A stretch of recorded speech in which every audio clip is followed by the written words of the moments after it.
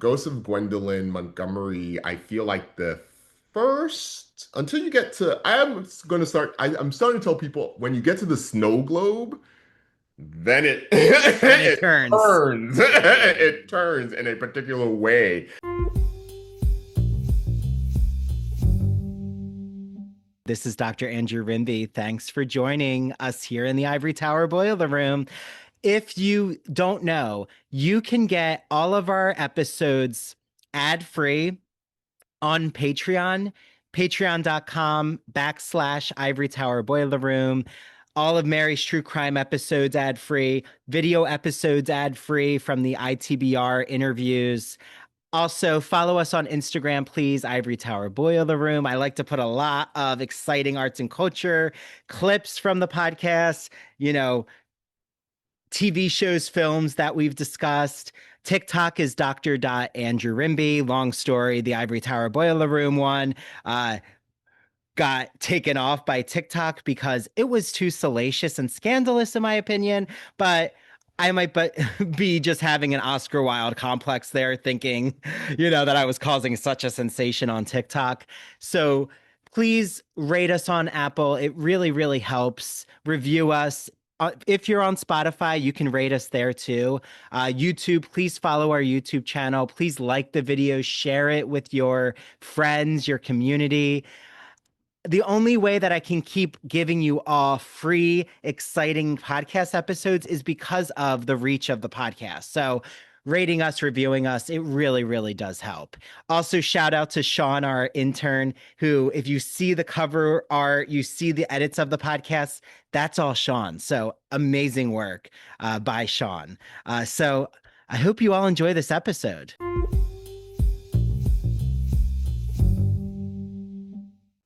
Hi, everyone. This is Dr. Andrew Rimby, and welcome back to the Ivory Tower Boiler Room. I am so excited for this guest who's just in time for Gothic season, all things paranormal we're going to get into. So, Clarence A. Haynes just wrote a new novel called The Ghosts of Gwendolyn Montgomery. And Clarence is a native Afro Latinx New Yorker, is the co-author of actor and producer Omar Epps' lauded sci-fi fantasy series Nubia: The Awakening and the Reckoning. He is also the author of the middle grade nonfiction work The Legacy of Jim Crow. He's penned articles for Newsday, Huffington Post, The Root, and The Griot, among other publications, and serves as a freelance editor for major book publishers. He's currently zooming in from Brooklyn, and I'm so happy to have you on the show, Clarence. Thank you for having me. Now, am I allowed to say Andrew, or do you prefer Doctor? No, Andrew's good. You can say Andrew, of course. Yeah, I like the I sound of thank Doctor. you for that. But so, Clarence, I just have to ask you, what I know this is your debut adult novel, and congratulations on that. You should be very excited for what you've brought into the publishing world. So, how did this idea come to be? Because I feel like is really tapping into so many different literary traditions that the novel is now a part of. It really came up just from a conversation with my publisher and editor, Krishan Trotman. She was a fan of Mexican Gothic, and she's technically not a speculative fiction person. But I told her, I was like, I can actually do something like that that would really work for your imprint, Krishan. And it was always in my heart to write a novel that would pay homage to the glamorous, powerful black and brown women that I grew up with in New York City. They're part of my family, but then just going into New York, being a native New Yorker, going into Manhattan to work, being on the train, going to special events throughout the boroughs, I was like, oh, there's a particular type of person that I want to center in my novel and my debut novel, but then I always have to honor my speculative fiction passion. So just as I was thinking through the idea, I was like, okay, this is going to be urban fantasy. And then as the book developed and the character spoke to me and I figured out the story, then the horror elements came in, the romantic elements came in, the mystery thriller elements came in, and so that's really how it all um, started. So Yeah, I mean, your book calls to mind, you know, so like you've brought up speculative fiction. I mean, I feel that I have to bring up Octavia Butler. Is that a, literary giant that you look to for inspiration? absolutely. She is her and Toni Morrison are my two all-time. There are many writers that I admire and love, but they're my two utmost literary heroes. And I met Octavia Butler before she died, and she told me at the time I was working as an editor, and she told me that I really once she knew my interests, she was like, "Oh," and I was speaking of my passion for sci-fi fantasy as an editor, and she's the one who said, "Oh, you actually need to be writing too. We need you." And it took me a long time to get there, and I sometimes beat myself up for taking so long. But yeah, just in terms of how much attention she paid to world building, to character, and then centering the Black experience was just such a major inspiration for me. And then, and then I was just like, okay, how can I do it the Clarence way? So, the main character is a Black woman, yet at the same time, I'm also incorporating, Latinidad culture, which is my background as well, gay, queer communities in a really direct way, which when people are reading the book, they're like, oh, and I just was like, okay, I got to bring my full self to the pages, but just in terms of her example and the work she's put out, served as such an inspiration. Well, and I love that the Kirkus reviews, like, not only do they say that you have a strong debut, but they say that you have things to say, which I'm sure there's more to, right? The context there, but it's true. Like, you really, for a debut novel, have such a supernatural mixture of also telling a story of resilience. Like, can you get into maybe a little of how did you also know you were going to go into a historical, um, resilient type of narrative and maybe what that looks like in your Sure, novel? sure. And I realize I should let your listeners and viewers know just a little bit about what the book is about. Yeah, So yeah. the main character, Gwendolyn, she's a high-powered publicist who has a hidden mystical past. She's responsible for putting on a huge event at the Brooklyn Museum that goes terribly wrong, and then we ultimately get to know more about who she really is, her past and her history and her connection to a queer medium named Fonzie who runs a botanica in the Bronx. In terms of Gwendolyn's story, yeah, I'm come from I don't want to give away, who she really is. Hmm, It's hmm. sufficient. So suffice to say that I do feel comfortable letting people know her real name is not Gwendolyn Montgomery. It's a constructed identity, and she comes from a place of pain and trauma. And I wanted to incorporate elements of the history that I grew up with, the communities that I grew up with as a native New Yorker, as someone who was born and raised in the Bronx, and then my own cultural communities as someone who's a Panamanian American. So that ended up all in the mix. And yeah, I wanted it to be a story of grit, resilience, imperfection. So a lot of people point out that, she's and I think you mentioned this in terms of our preliminary conversation. She's a fashionista. She really is meticulous in terms of how she set up her life. But at the same time, the more you get to learn about who she really is, you understand that, oh, that comes from a place of pain, and perhaps her approach to living a good life, even though she should be commended for what she's been able to achieve. There are some issues. So I just wanted to bring that all into the mix as much as I could. Yeah. And how did you feel of navigating this idea of her being in such a high profile fashion culture with her sublime creative position? Did you feel that it was important to really show the psychological layers of her being a woman of color in a position that is so white dominated? I did. I wanted it to be I didn't want, and this was something I discussed with my editor, who's a black woman, and we decided, it's like, it's really not going to be so much around uh, some of the racism that she would have had to face in order to make her way, but it's there. Readers pay attention to just certain ways certain things are said, or her decisions, like why she created the fashion show in the way that she did. You get little hints that, okay, this was not always an easy road, and there's a certain level of perseverance she needed to have, and also support. Her boss is a black woman as well, who's had to make her way running her own agency. So I wanted to throw little hints out there about her path to that.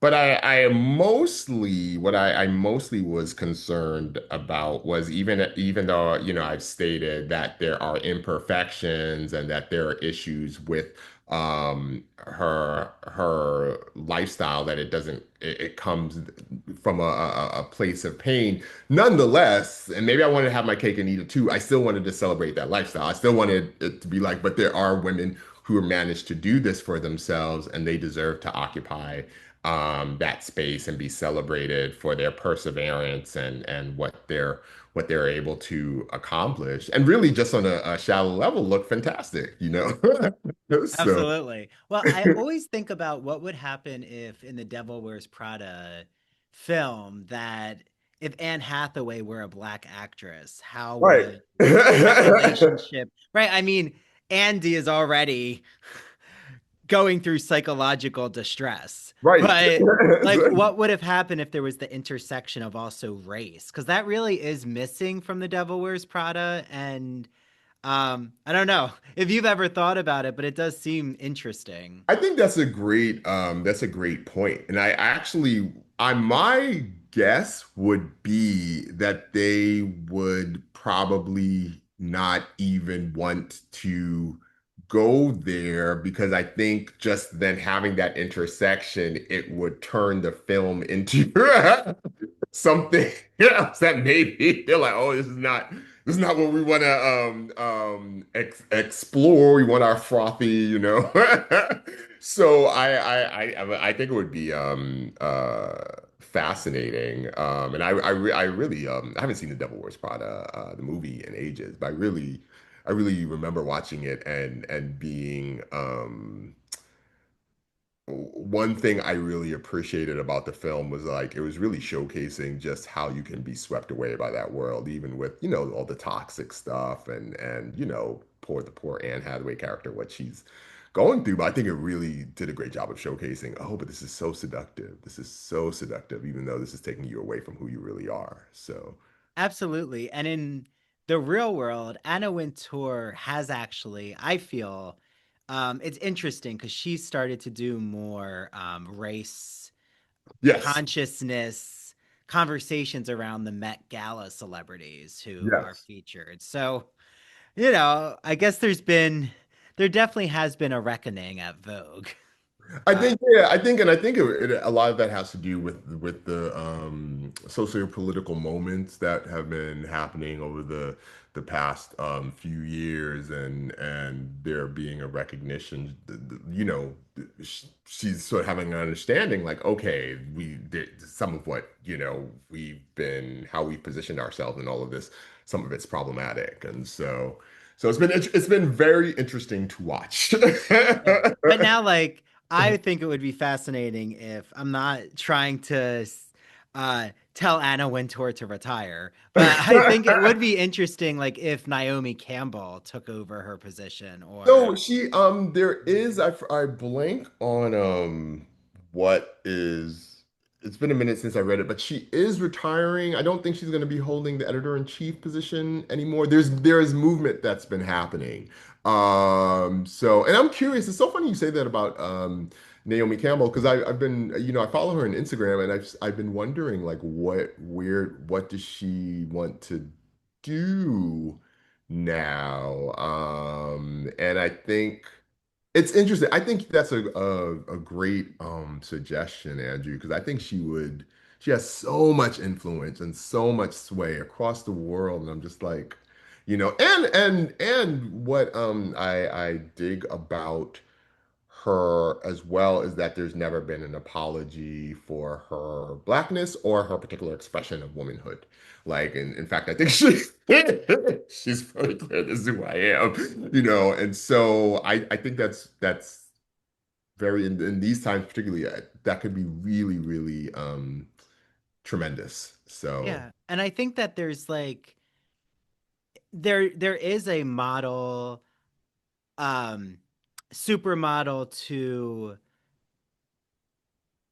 creative level type pipeline that can happen. It just, isn't always the bridge isn't always there where like a correct. high profile model then takes on a creative role. And I think Correct. that, someone like Naomi Campbell has the business industry I sense. I agree. I agree. Yeah, yeah. Yeah. So we'll see. But also another thing too I wanted to bring up is I don't know if you are into musicals, but the Devil Wears Prada musical is starring Vanessa Williams in the West End, and I really wanted to come to Broadway.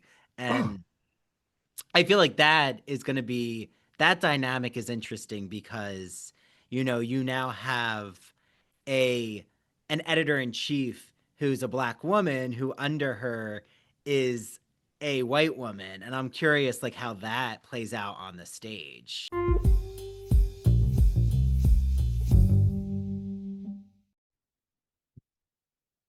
The spring season is here, which means there's a new issue of the Gay and Lesbian Review called Victorian Times, all about my favorite period of literature, the 19th century. And you'll see a rugged Walt Whitman on the cover and the dandy Oscar Wilde. Well, guess what? My first article is now published in the Gay and Lesbian Review called Once Upon a Time in Camden. It's the intro to my book, which looks into their queer literary relationship, but also Whitman and Wilde's homoerotic poetics, and specifically what Whitman does with male same sex desire before the category of homosexuality even existed. Like, how did he even express this in his poetry? Well, you'll have to read my book to find out. Book coming soon. If you know of a publisher, let me know. I'm shopping around right now. But this Victorian issue is so special with the Gay and Lesbian Review. There's articles on Dr. Jekyll and Victor Frankenstein. I'm about to see The Bride, which I can't wait to see. And right, Guillermo del Toro's new Frankenstein is all the rage. There's an article on Monte Cristo's Women in Love, Tchaikovsky's Men. I love Tchaikovsky's ballet. I'm particularly an admirer of The Sleeping Beauty, one on Captain Cobb. There's film and TV shows reviewed like Heated Rivalry, Boots, Kiss of the Spider Woman, which, if you don't know, I had an episode with Jeremy Fox from the Gay and Lesbian Review, the managing editor, and Colin Carmen and Joseph Federico, and we talked all about Heated Rivalry. You have to listen to it. And Kiss of the Spider Woman, I keep recommending to everyone. It is an astounding film. Boots, I actually had the creator Greg Cope White on the podcast too. You'll have to listen to his interview. Also, if you haven't heard our episode on the kink issue of the magazine, it's really, really interesting. And the ethnography one. And yes, there will be an episode soon about the Victorian issue. So get your hands on the Gay and Lesbian Review.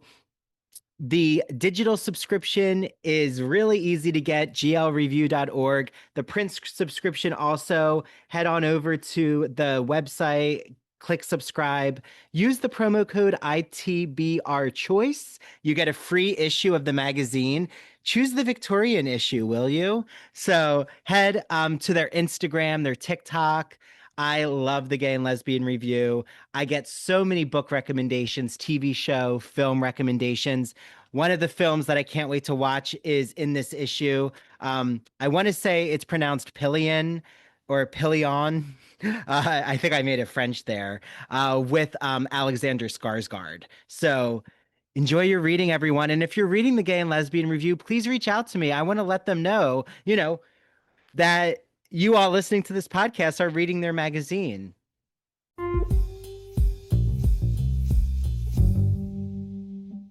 Now that the spring semester is here, I am so excited to let you all know about a publisher, an independent publisher that's celebrating 40 years of great books called Broadview Press. I love Broadview Press.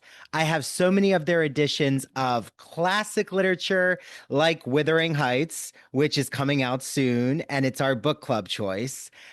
And they have so many academic books for instructors and for students and the general public. So I've had so many exciting guests on, from guests talking about The Wonderful Wizard of Oz, guests talking about vampire literature, horror literature. I'm looking at you, Jeffrey Andrew Weinstock, whose book actually just came out called Horror Theory. Look it up. And I cannot wait because I have two exciting guests coming on soon. And I've recorded their episode, so I know that it's going to be such an interesting conversation. The first is Rachel Tukolsky, who wrote a book called Writing on Fire, a fierce yet friendly guide to writing humanities essays in college. I've used excerpts of it for my Writing 2 course at Montclair. It has gone over so well. I just love what Rachel does. And we get into this in our episode about this metaphor about writing on fire, like how that's a great way to think about free flowing, brainstorming, creative ideas, and getting into that flow state, which, as Rachel explains, happens not just in writing, but in many other avenues. And then the other guest that I have on is David Starkey, who wrote a book called Academic Writing Now, a brief guide for busy students. It is designed to cover the basics of a college writing course in a concise, student friendly format. Each chapter concentrates on a crucial element of composing an academic essay and is capable of being read in a single sitting, which, for a generation, myself included, I think all of us now, just consumed by digital media or just this attention grabbing technology, reading in a single sitting is definitely a plus. So head to Broadview Press, use the promo code Ivory Tower, and you'll get 20% off every single book in their collection. There's also a really cool digital library collection they have. So if you're a librarian, take a look at that. Message me. If you're a librarian, I'd be happy to show you what that new collection looks like. And I hope you all enjoy your reading.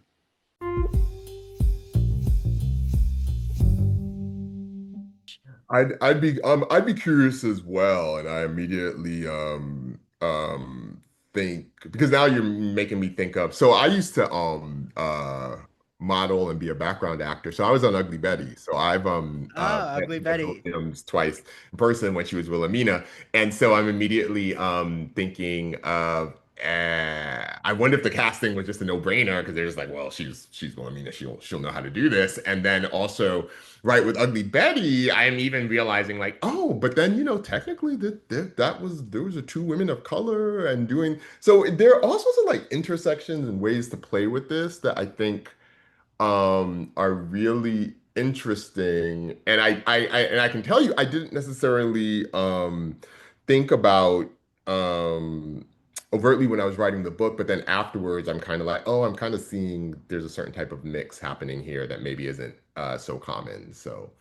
Yeah, it's how funny because by the time this is out, my episode with John Canali will be out. which he was one of the writers of Ugly Betty. Oh, excellent. Yeah, yeah. I absolutely loved that show when it premiered.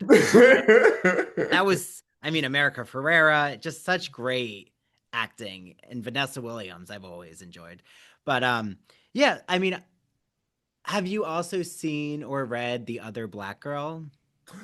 So I have not read it. I did watch the series, and so and I know there's thematic overlap.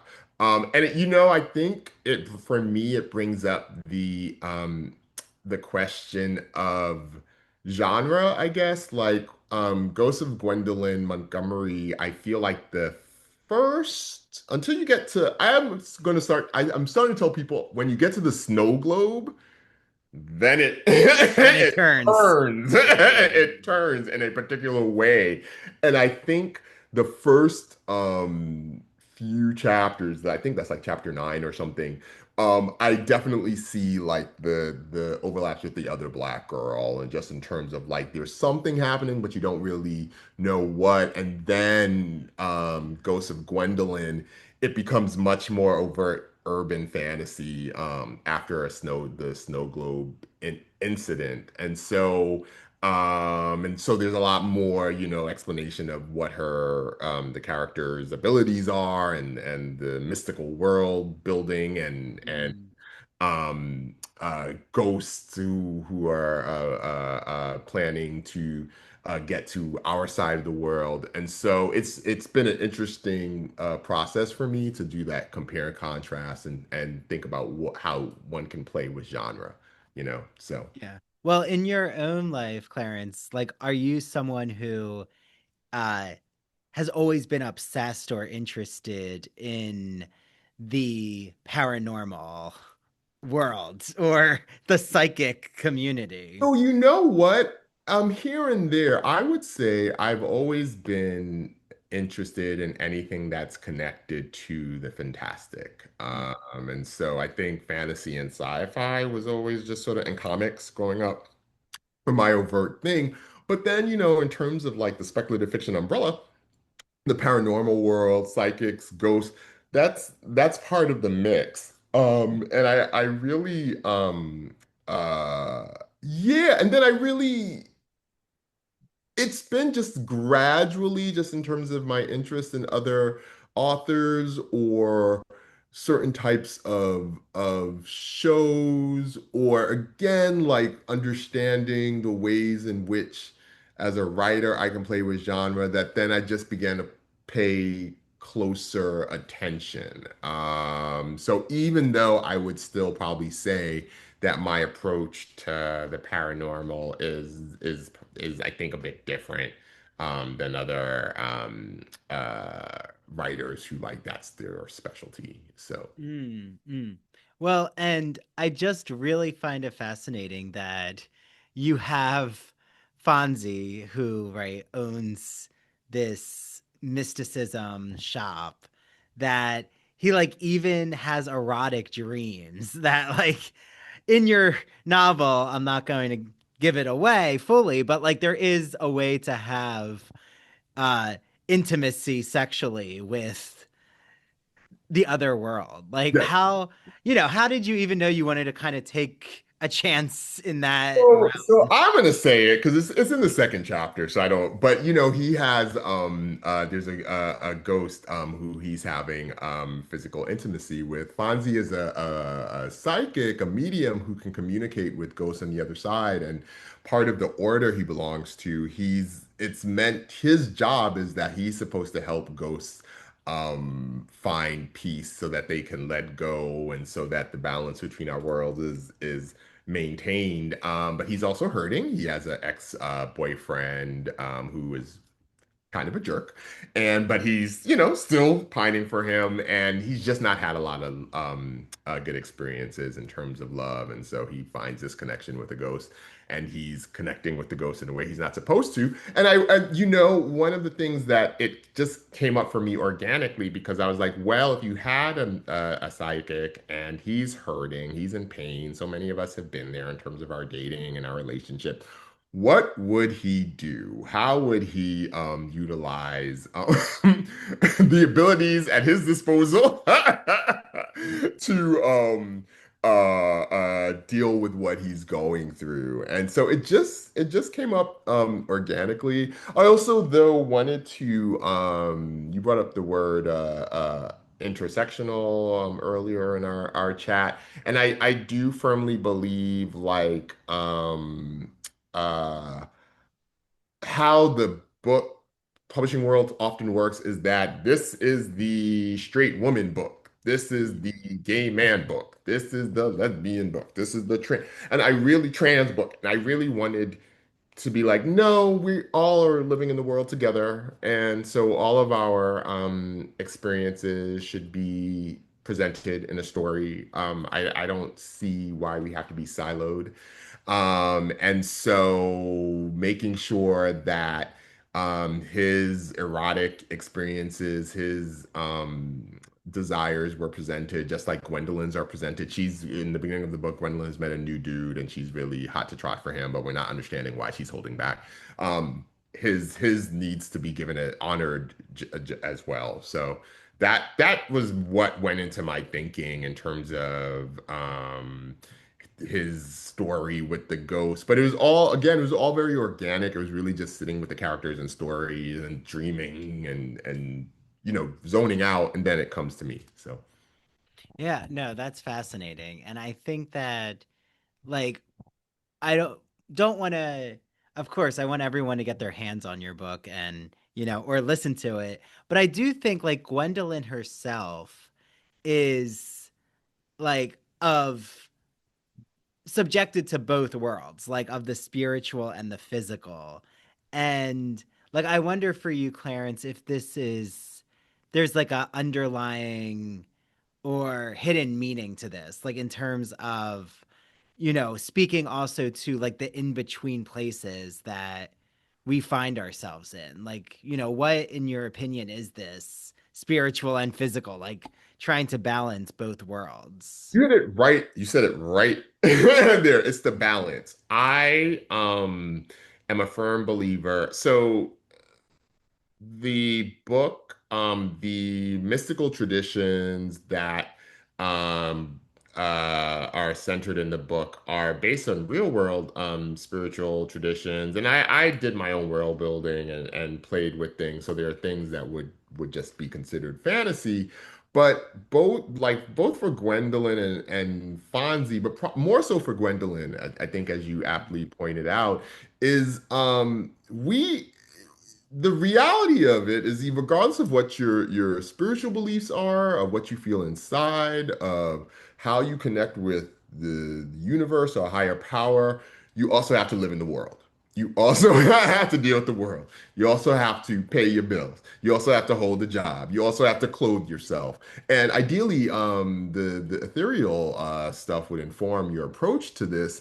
But sometimes it doesn't, which isn't so ideal. Regardless, you have to figure out how to maintain a balance. And so for Gwendolyn, there being Fonzie is very, very connected to the spiritual world to the point where it some might argue he's a little too connected.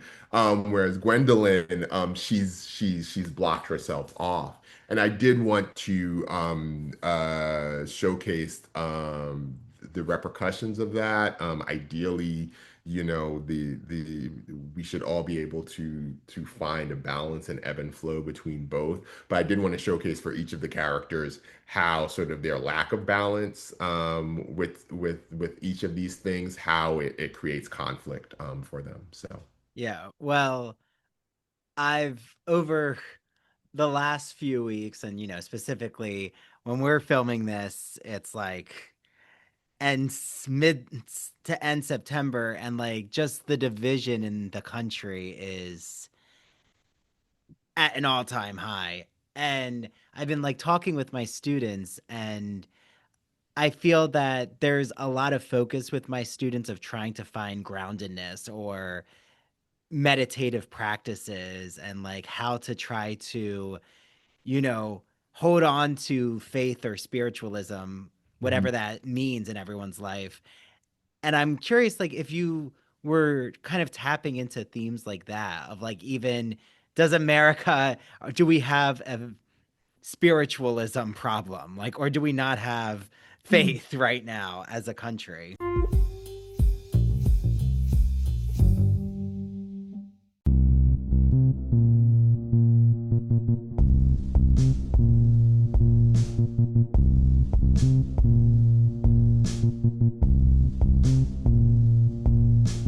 Welcome to Severed, a podcast week dropping new episodes every Monday. Severed True Crime and Severed Paranormal episodes deep dive into murder, mysteries, and the otherworldly in a concise format. A 7-minute story to frame the case with thoughtful analysis and our usual banter. We sometimes find the lighter side of darker cases. We offer 3 spin-off shows, Severed Strange Stories, Severed Haunted You, and Severed Serial Killers that highlight the unusual to lighthearted topics from the digital dumpsters of true crime, haunted universities, and the minds of madness like Ted Bundy and Jeffrey Dahmer. We are your co-hosts. I'm Harry Chambers. And I'm Drew Hudson. Listen on all major podcast platforms, including Rogue Media Network and Radio Garden State. Follow us on Instagram at severed_podcast.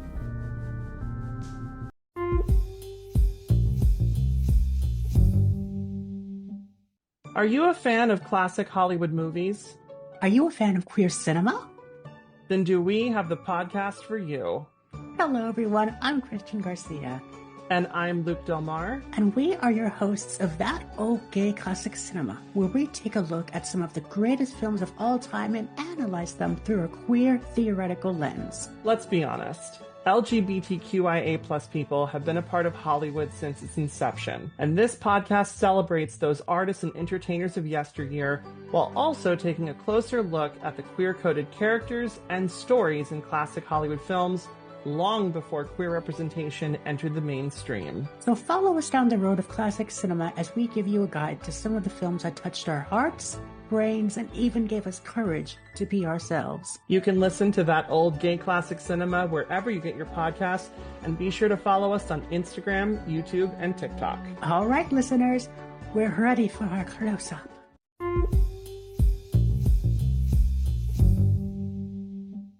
I do think there is I wasn't necessarily thinking about the larger issues facing America when working on the book, but my underlying philosophy is that there does need to be a sense of centeredness that you have with yourself before you operate in the world, because that does really impact the decisions that you make. And the uh, groups or mode ideas that you affiliate yourself with or that you're going to find power in. I do very much believe in that. Something I tell people all the time: take a moment, and when you spend lots of time by yourself and figure out who you are when no one is watching, and what gives you joy and what makes you feel um, at peace. And I don't think sufficient people do that. I know for a fact people don't do that. And so then what happens is you're walking around in pain. You're not walking, you're not feeling actualized. You're projecting stuff onto other people, onto particularly marginalized groups. And yeah, so that philosophy did inform my writing, and I do think there are broader repercussions for what's happening country right now, but I would not say that, I focus first and foremost on the story and who the characters are. So Yeah. Yeah. And I think even when you brought up about how um eager, or you know how much attention is paid to try to separate authors into like these boxes of, you know there's the gay authors, there's, the black female authors, there's, so and so and so. But like then when you're an intersectional author, I mean, everyone has intersectionality, but if you're a queer black male author who also does speculative fiction, it's then like when you don't fit one box, the reading publishing community has a hard time really like understanding how to market. But I think what you said is interesting is like, well, why are we operating from this schematic category in the first place? Like, why are people trying to separate I authors? think, yeah, I think it's because it's just easier. Like I definitely know, in terms of my job, I have been blessed to have a wonderful publisher and wonderful publishing experience in terms of having wholehearted support for my house. My job, what's been happening, and I'm like, oh, this is so interesting. I'm having to like go around more so to the outside community and explain what this is. And then once I explain it, they're like, oh, I'm getting a copy right now. But it's been interesting that it's been a journey, and I just think because it's easier for us to divide ourselves, and perhaps this speaks to our current moment, to divide ourselves and to say this is for this person. If you are this person, then you will like this, and it will have to have this, and you cannot think about this and this. And I think it makes for certain books do tremendously well as a result of that. But I would still argue it's not necessarily reflecting an accurate reflection of how we live. Like our intersectionality is for all of its positioning as something that's so radical and out there, it's just true. It's just if you look at the world and people's lives, and if they could have open conversations about who they are and who they know and what they desire in their secret hearts, everything is intersectional. So Yeah. uh so yeah, so I just I don't know. It just felt I also know I'm a native New Yorker, Mhm. and I'm also aware, being in the tri-state area, I my upbringing was such that I just after a while it just felt like the most normal thing for me to I'm going to meet everyone under the sun, and that's part of life. And so that just to me felt like I have to capture that as a writer. So I do understand that my background in geography, has played a major part as well in my perspective and approach. So Yeah, absolutely. And I just always think it's interesting because, there's certain groups who have to defend their creative work than other groups. Like I'm right. thinking specifically of like how in our culture, um, professional sports are assumed to be something that everyone needs to tune into, but yet, like, why is that an assumption, but not like what you're consuming when it comes to literature or the arts? Right, right, right. It's funny you say that because sometimes I look at this stuff that are expected to be consumed by the masses, and I have no interest. And like I'm not a sports person, for instance, and so I'm just like, am I crazy? Is something wrong with me? Like, and to this day I ask myself that question. But I've just increasingly just become so unapologetic and happy to be part of literary communities and folks who do what you do, and who are thinkers and who are basically just really unapologetic about exploring ideas. I feel so proud. I just think we're doing what needs to be done. I think the challenge, and if anyone's listening who is a writer up and coming, I think the challenge is because if you're uh creative within certain industries, there's the support's going to be limited. So it takes time to figure out how to um, create a world, construct a ecosystem for yourself where you can feel supported in what you do, both for yourself, self-care, of course, but also just by others, what that looks like to have people who have your back. Because it's just not going to be often reflected in the larger world. So, Well, and from all the freelance experience you have, like, what would be your advice, Clarence, when it comes to, trying to cultivate your writing voice and not necessarily being rewarded right away from the publishing world? Like that, it does seem oh, you really need to just keep at it and like keep go at it. on your path. I would say first and foremost, keep at it, form relationships and be nice. Like even if I mean, obviously don't put up with uh racism, homophobia, sexism, any of that. Don't if someone is clearly a jerk and hurtful, don't put up with that. But in terms of just your day to day, how you handle your business, always just be respectful, polite, you can make your boundaries clear. Don't be cutesy because people don't people come from different backgrounds. Just keep at it and then just always be seen as a person of respect and who's just really pleasant to deal with. And things will happen.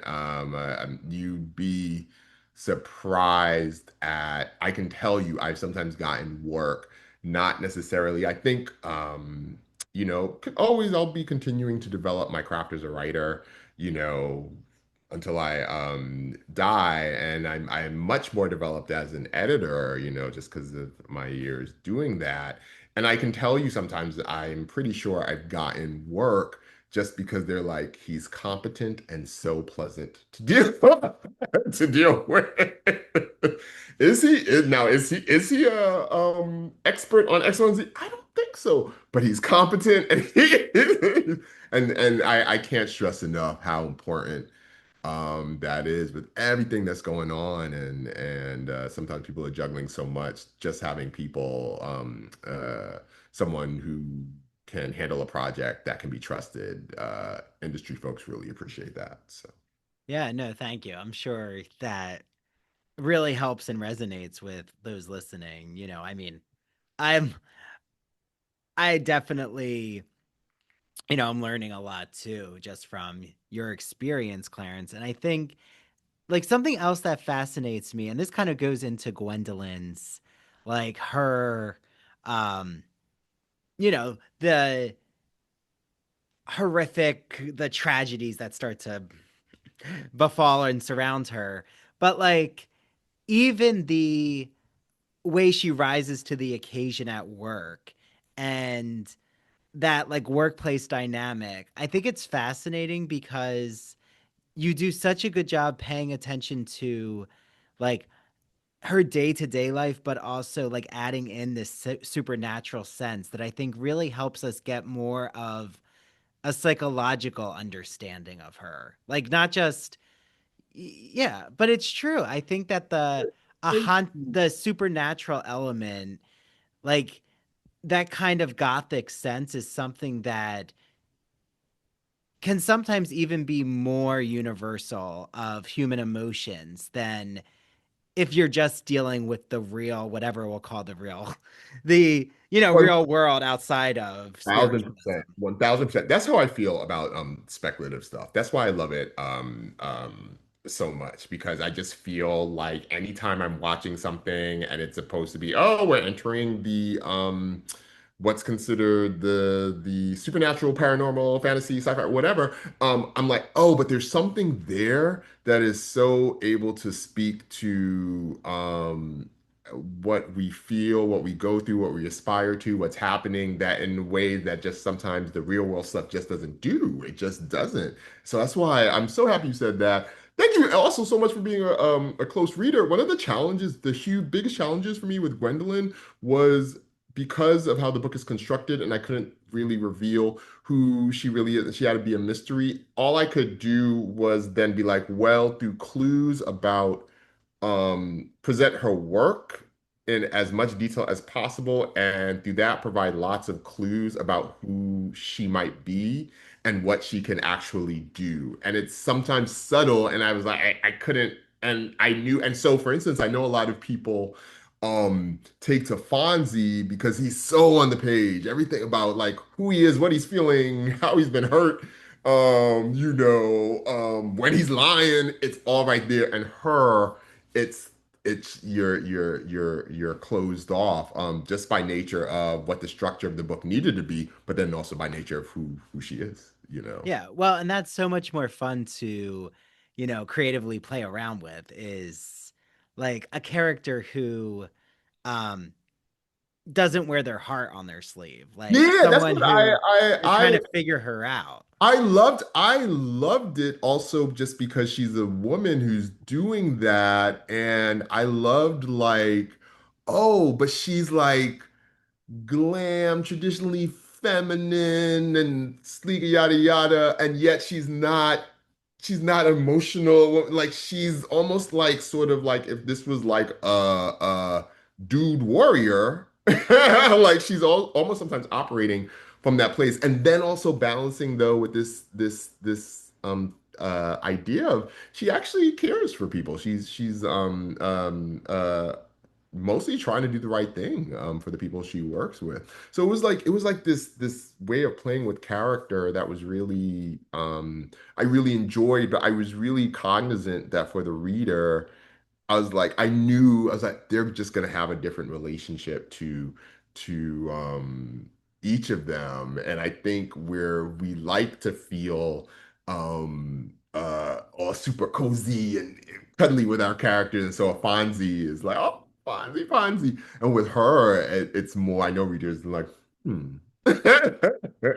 Yeah. Well, and I also think that, even in your title, having like the ghosts of, like, there's such a dual meaning of like Absolutely. physical, is this a physical Yeah, manifestation of a yeah. ghost, or is this like, her anxieties that are following her around? Yeah, And it was definitely meant to be layered me. I mean, I hope most people realize after a while that it's both literal ghosts and metaphorical um uh ghosts. And also, the big like my big takeaway, the thing that I hope so many readers will take away from the book is that if you don't deal with your past, the past is going to deal with you.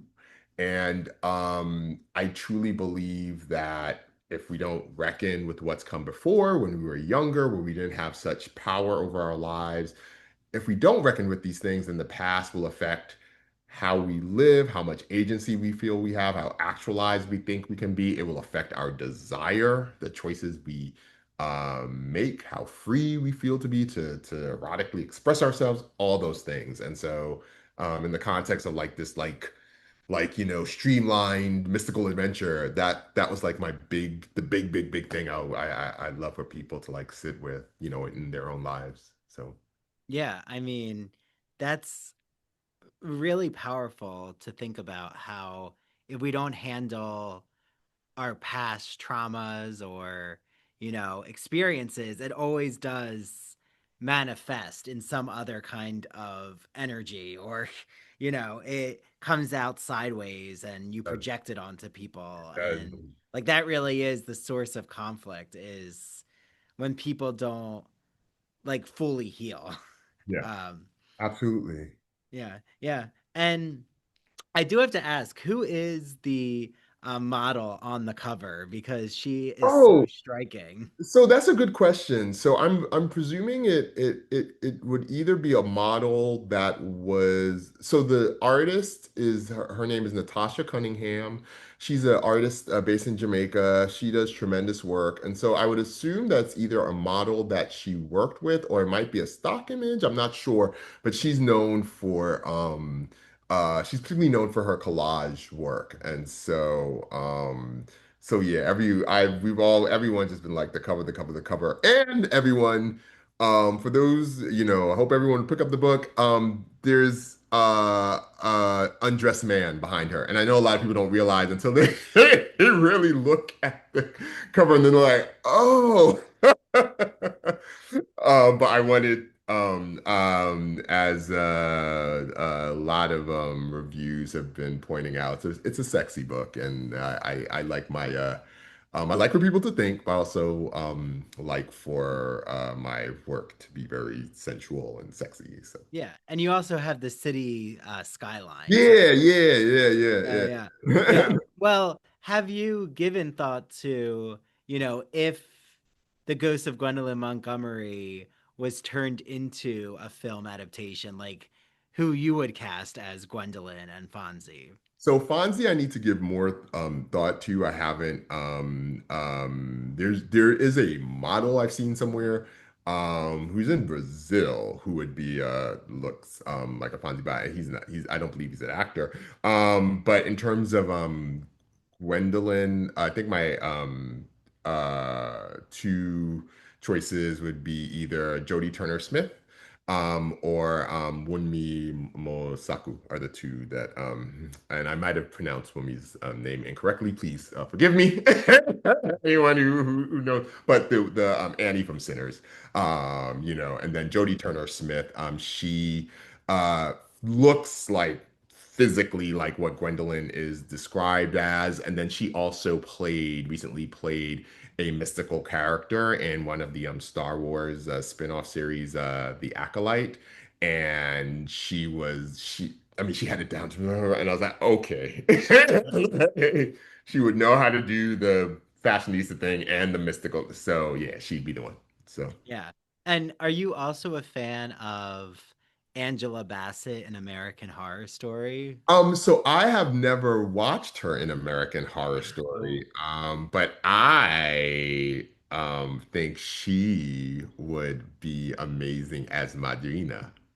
Mm. And there's a character y'all named Madrina, and she is Fonzie's mom, and she's also has mystical powers, and that's all I'll say about that. But I think Angela Bass, like I think, because even and Madrina is Afro-Latina, she's Panamanian, and so I just think like yeah, Angela Bassett could like really sink her teeth into that and really develop Latina persona, and I just think she'd be tremendous. So Yeah, and I mean, definitely you should watch Coven because okay, yeah, I've that's and like the best one to start with. it's on my to watch list just because with the launch, I mean that came out a significant amount of time before Gwendolyn, but then even with the launch, like just even like shows I wanted to watch and catch up on, everything is I've been falling behind. So yeah, but I've been so curious. So